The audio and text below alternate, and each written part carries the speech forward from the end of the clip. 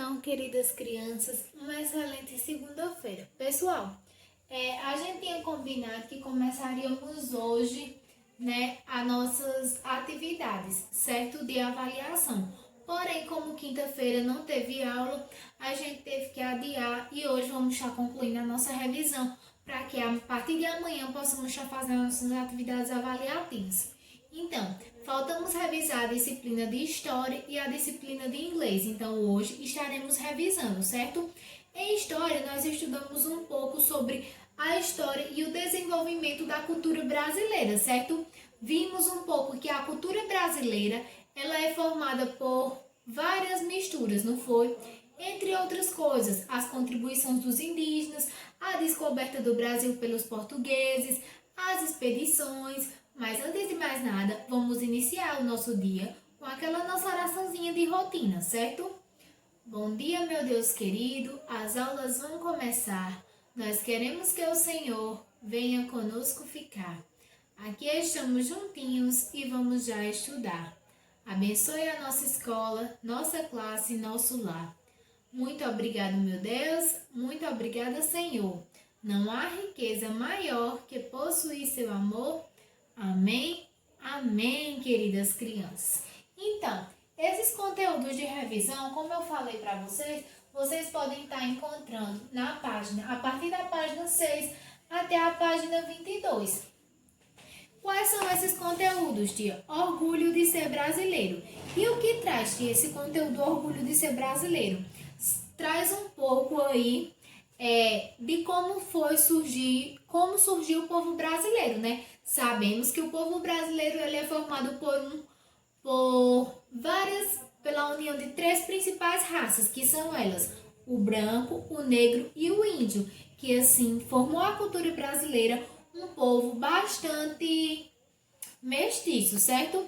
Vimos que temos três tipos, aí de raças, que é a cabocla, a mulata e a cafusa. E qual seria essa mistura cabocla? A cabocla é a mistura do branco com o indígena. E aí o mulato? O mulato vai ser o branco com o negro e o cafuso é o negro com o indígena, certo? Todas essas raças são as raças que compõem o povo brasileiro, certo? Vimos também um pouco de ser indígena no passado, que foi a trajetória de como os indígenas surgiram. Que na verdade não se sabe a verdadeira história de como os indígenas surgiram. Sabe-se que quando os portugueses chegaram aqui no Brasil, esse povo já estava aqui, certo? E já viviam aqui. Deixa eu ver. Estudamos um pouco da herança indígena, entendendo que esse povo já estava aqui, esse povo também deixou importantes contribuições para a nossa história e para a formação do nosso povo, como na medicina, certo?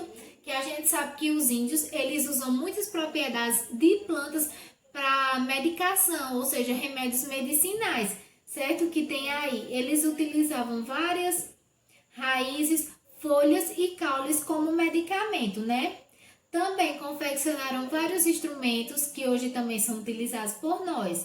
Além de na alimentação, certo? A gente tem uma vasta influência na alimentação dos indígenas, como banana, palmito, milho, mandioca, amendoim, pitanga, caju, cará, batata doce e macaxeira.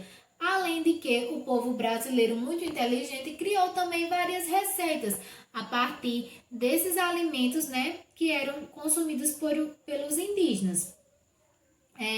Também adquirimos do indígena a cultura folclórica, certo? De acreditar aí no Saci Pererê, no Curupira, na Mãe d'Água. Tudo isso foi advindo dos nossos amigos indígenas. Também temos palavras no nosso vocabulário que também são consideradas de origem indígena. Aí no livro de vocês tem alguns exemplos como abacaxi, jericoacoara, bauru, caboclo, buriti, catapora e pipoca. Todas essas palavras são palavras que constam no vocabulário dos indígenas e que nós herdamos, ou seja, são heranças indígenas, certo? Vamos lá agora para o nosso próximo conteúdo. as grandes navegações, certo? Que as grandes navegações vai trazer um pouco a história de como foi o descobrimento do Brasil, certo?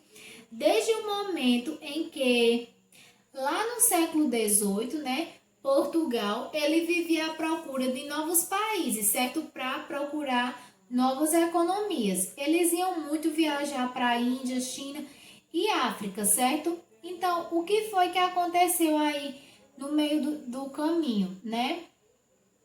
Eles traziam muitas coisas da Índia, da China e da África. Da China eles traziam cravo, canela, gengibre. Na China eles compravam produtos de luxo, como os tapetes e as sedas. E na África eram obtidos o ouro, o sal e a pimenta e o marfim. Então, por que Portugal ele conseguiu descobrir vários países, entre eles o Brasil? Porque ele possuía um certo privilégio, certo? Eles investiam muito em equipamentos como bússola, astrolabe, e também possuíam um ponto de referência localizado, ou seja, o local que Portugal se encontrava era um local bastante privilegiado, certo? Então, muitas viagens foram feitas aí, até que um dia, né, o navegador Bartolomeu Dias conseguiu contornar, né, o Cabo das Boas Tormentas, e que era um cabo muito difícil de ser contornado pelo fato de que acreditavam que lá tinha criaturas, monstros e por aí sucessivamente. Então, o italiano Cristóvão Colombo, ele teve sua expedição financiada pelos espanhóis e ele acreditava ter chegado às Índias, porém, desembarcou em uma ilha, a qual chamou de São Salvador. Aí, Américo Vespúcio, ele foi percorrer o mesmo caminho feito por Cristóvão Colombo. E ao avistar as terras de que Colombo não havia chegado às Índias, mas sim que ele tinha chegado a um novo continente, certo? Vimos também que Portugal e Espanha, eles tinham um tratado, que era o Tratado de Tordesilhas, porque os dois viviam brigando por território. Então aí ficou decidido que Portugal tinha as terras a 370 léguas oeste das ilhas de Cabo Verde, na costa da África, e essas outras terras a leste, né, de Portugal, de Espanha, seriam as terras lestes, né, que seriam aí as terras de Portugal. Deixa eu ver mais.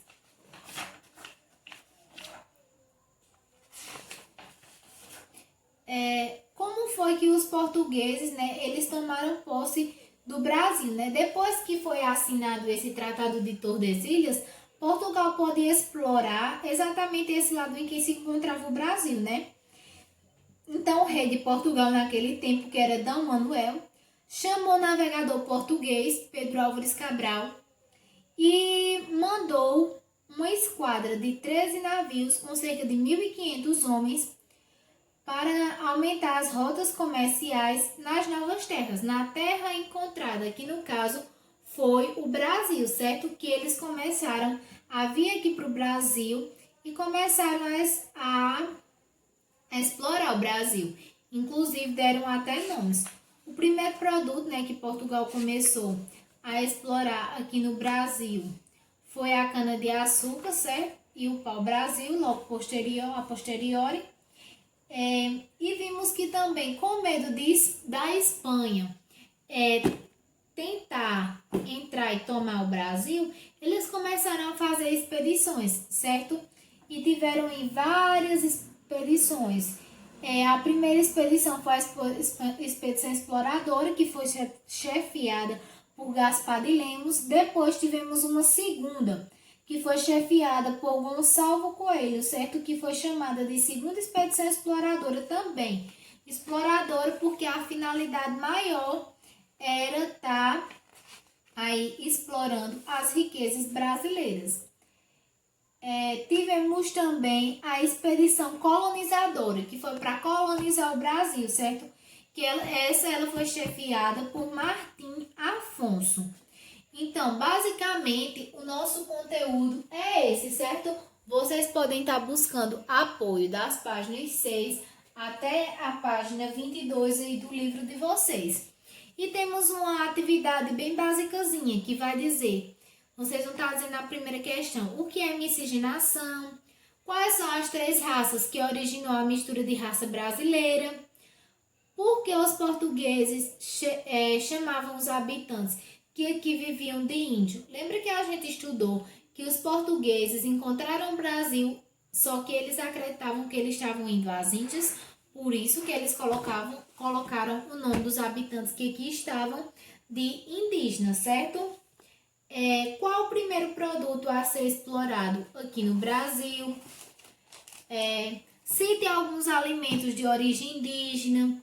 Quem fundou a Vila de São Vicente? E na 7ª questão vai pedir para você fazer uma correspondência da primeira coluna com a segunda, certo? Quem foi D. Manuel? O que foi o Monte Pascal? O que era Porto Seguro? E quem foi Frei Henrique, certo? Frei Henrique, ele foi o primeiro celebrante, ou seja, que celebrou a primeira missa aqui no Brasil e que era, consequentemente, os celebrantes das missas. Porto Seguro foi o nome do monte avistado como lugar seguro para ancorar. E Monte Porto Seguro foi o lugar que eles consideraram seguro para poder ancorar. E Monte avistado foi aquele Monte Pascal, que foi o monte que eles avistavam quando ainda estavam em mar. E D. Manuel foi o rei de Portugal, era o rei de Portugal no período do descobrimento. E quem foi D. Manuel? Acabei de responder. 9ª questão. O que diferenciava os indígenas e os portugueses quanto às características físicas? Vocês vão estar dando exemplos.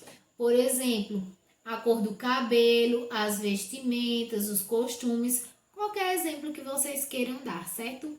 Então, é isso. Fiquem ligadinhos que agora nós vamos para a nossa segunda aula de revisão de inglês. Beijos e até daqui a pouco.